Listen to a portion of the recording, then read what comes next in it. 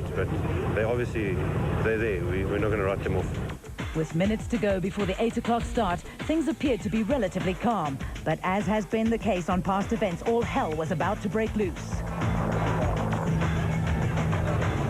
First off the line were Hannes Grobler and Richard Leek, who had no dust with which to contend.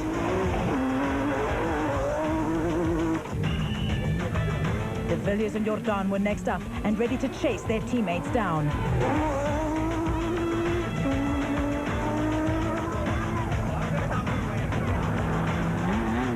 The Duplessis brothers have led many races in the past, but victory has been elusive.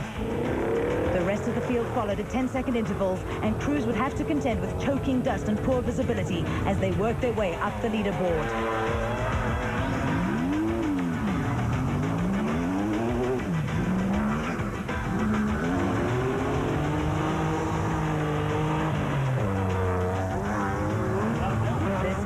Shot provides a bird's eye view of the action and the dusty conditions that confronted the teams. Minutes into the race, Grobler and Leek had matters firmly under control, but would later retire with a broken front suspension.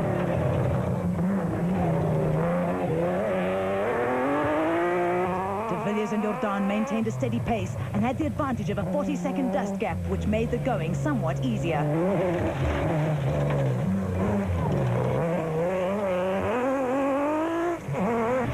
Duplessis brothers had a dust gap of over 1 minute on De Villiers, but not so the rest of the field, who started at 10-second intervals. The Woolridge Skolthammer V8-powered Ford sounded strong.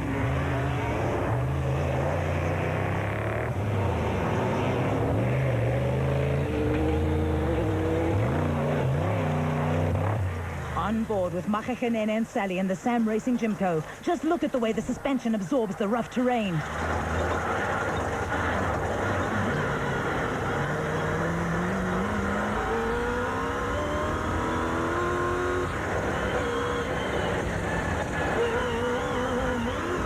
On board with R.P. Reyneke and Robin Houghton in the Castrol Toyota Land Cruiser as they headed for the railway crossing.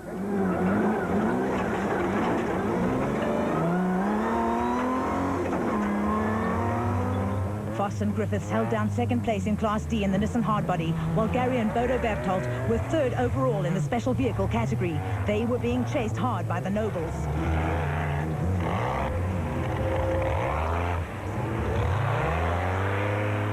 The Roger Taylor-developed Toyota with son Anthony at the wheel was well placed, but would later retire with suspension problems. Just over an hour into the race, there were new leaders, De Villiers and Jordan in the Nissan Hardbody, who were closely followed by Woolridge and Skolthammer in the Ford.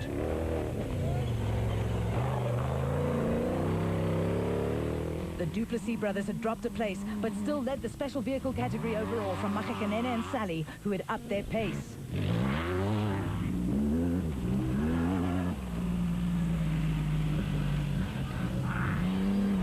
Reyneke and Houghton were third in the production vehicle category, but would later be forced to retire when a hub broke. Haasbrook and Bosch clung to the Class D lead and had Foss and Griffiths right in their dust. This was developing into a nail-biting battle.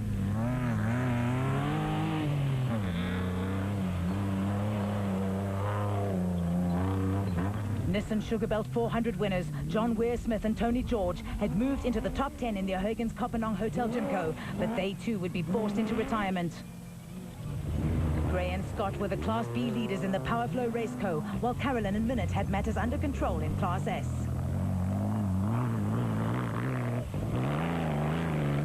Schroeder and Peckham continued along their merry way and seemed under no pressure from the rest of the Class E field. Disaster for brothers Schumi and Clinton van Vieren. A broken trailing arm on the Castrol Toyota Land Cruiser spelled the end of their race. 2.5 hours into the race, and De Villiers and Jordan were still in control of the race. Mmabatho and Sally had overtaken the Duplessis brothers and now led the special vehicle category. Haasbrook and Bosch still held a tenuous lead over Foss and Griffiths in the battle for Class D honours. Carolyn and Minute led Class S in the O'Hagan's Kopanong Hotel Race Co, but were coming under pressure from Frikkie Botha in the WPP. Henry Kirstein and Rainier Jooster were the new leaders in Class B, but the Sekirok Signmaster was sounding decidedly sick. KwaZulu-Natal cane farmers Schroeder and Peckham still led Class E in the diesel-powered Ford Racing Ranger.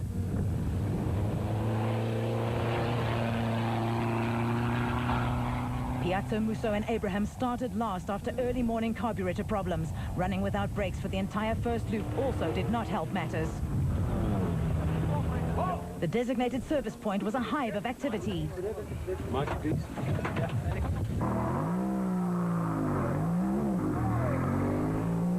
Die route is een beetje nauw.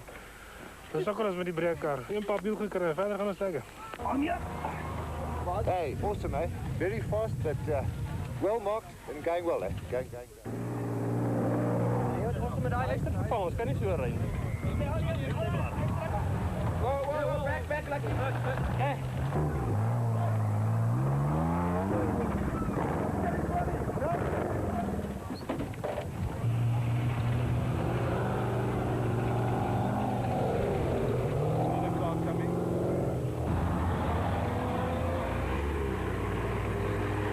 It's fast out there. The boys are whacking each other. It's good going. It's absolutely excellent.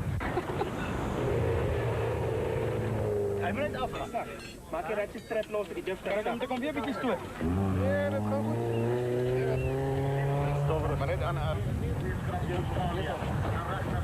Yeah, we got stuck. I don't think he saw us. So we got in next to him in the bush and he came around the corner like that, but we just saved each other like that. Nothing serious.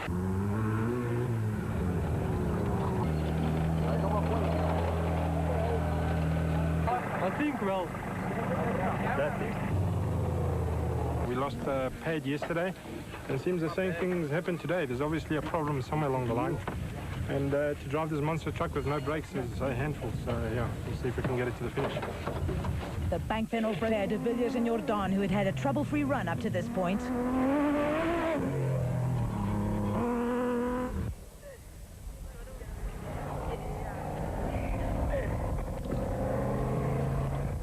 It wasn't all plain sailing for Woolridge and Skoltammer. The Ford Racing Ranger was stuck in fourth gear, which made the going difficult.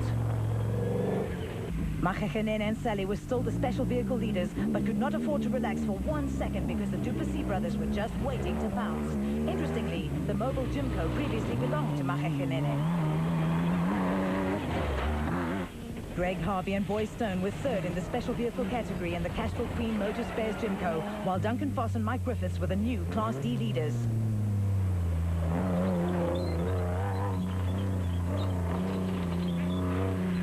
As was to be expected, Schroeder and Peckham still held on to a comfortable lead in Class E.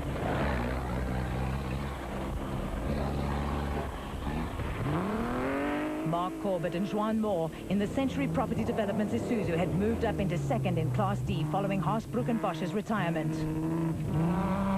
The M&E glass bat of Bodo and Gary Berthold was now third overall in the special vehicle category and was going like the proverbial bat out of hell, as was the Sony PlayStation Pajero of Henry and Maurice Zermatten. Marcus Taylor and Mark Deschalaine were the new Class B leaders in the Truck Time Ace Co, but were under pressure from Colin Matthews in the single-seater industrial hardware WPP.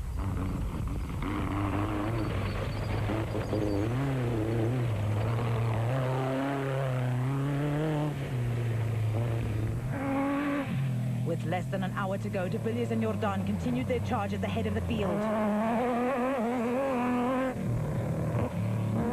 The special vehicle leaders were still Mmabatho and Sally in the Sam Racing Jimco.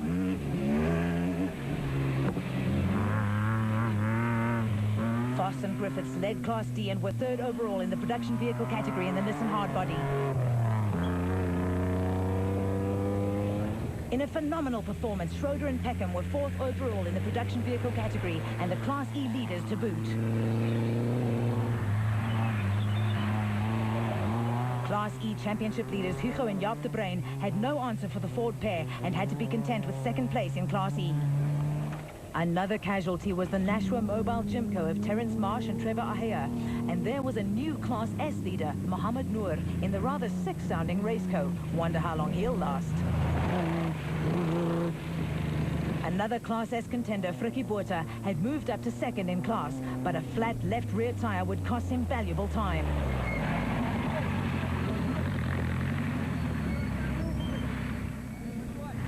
About 10 k's ago, we went through one of the rural areas, and one of the locals threw a huge big rock at us. And the rock went through the cockpit and has hit the back of the radiator. You can see where the hole has been punched in the radiator. Actually, three to the cockpit from the side of the road. They broke the radiator. And nearly broke Mmabatho as well. While Botha struggled with his seatbelts, Carolyn and Minute sneaked by to regain the Class S lead. Now the race was on.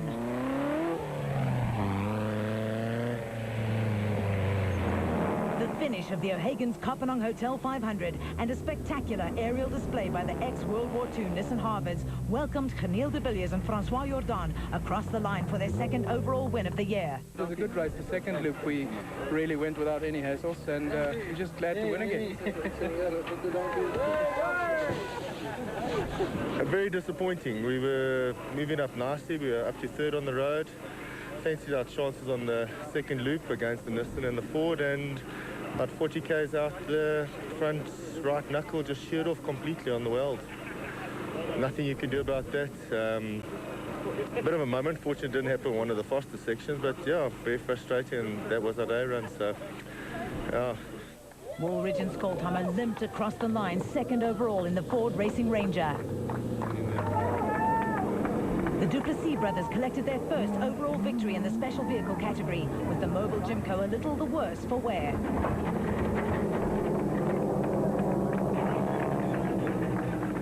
They were followed 12 seconds later by Mmabatho and Sally in a similar Jimco. Champagne for the victors.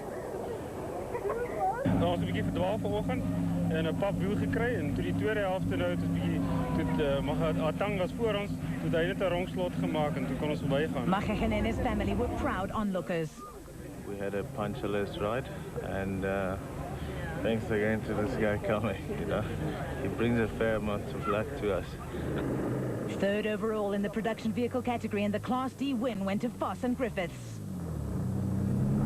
We had a great run until some of the locals threw a couple of rocks through our windscreen, but one landed on either on my head or on my left, I don't know, and it hit Mike and the glass came through onto his face, but other than that, no problems. It was a great run. More drama was to come as Billy Prinsloo sped to the finish, a victim of the stone-throwing incident. He was struck above the eye by a rock and returned back along the route to alert a marshal. This deviation from the route resulted in his exclusion from the results. Schroeder and Peckham led from start to finish to pick up the Class E win. Oh man, I got hit by rocks through the side first, straight through the windscreen. I don't know, look, it's just bad news, eh? A bit of a scary one, with all the stones and rocks and barbed wire across the road, and it's not nice. Stones and big rocks rolled in the road, and no. Marcus Taylor and Mark Deschalain notched up their second consecutive Class B win in the Truck Time Ace Co, while Frikkie Botha got the better of Carolyn and Minute to win Class S. Marius and Francis Boersma provided for some light relief when they arrived without a roof on their Land Rover. It was later retrieved by an enthusiastic and vocal group of youngsters. Kasi Kutsia had to be airlifted to hospital as a result of the stone-throwing incident, and co-driver Oki Hubert drove home solo. We had a bit of an unfortunate incident. Kasi was thrown by a rock. It looks like his mold, everything is broken, his teeth came out, so we stood for about half an hour waiting for a chopper. But luckily he's in hospital and just luckily stable by now. Piazza Musso and Abraham in the O'Hagan's Kopenhagen Hotel Jeep finally made it to the finish and won Class F in the process. A really eventful event. I think everything that could have gone wrong has gone wrong, but I think we've defied all odds and got it to the end, so I think for the O'Hagan's Kopenhagen team it's a great satisfaction. The top 10 placings in the production vehicle category, overall victory and 2 class wins for Nissan and 1 class win for Ford in the O'Hagan's Kopenhagen Hotel 500. Jimco's occupied the top 3 positions in the special vehicle category, a fine 6th overall for Taylor and Deschalain, and a maiden class win for Frikkie Botha.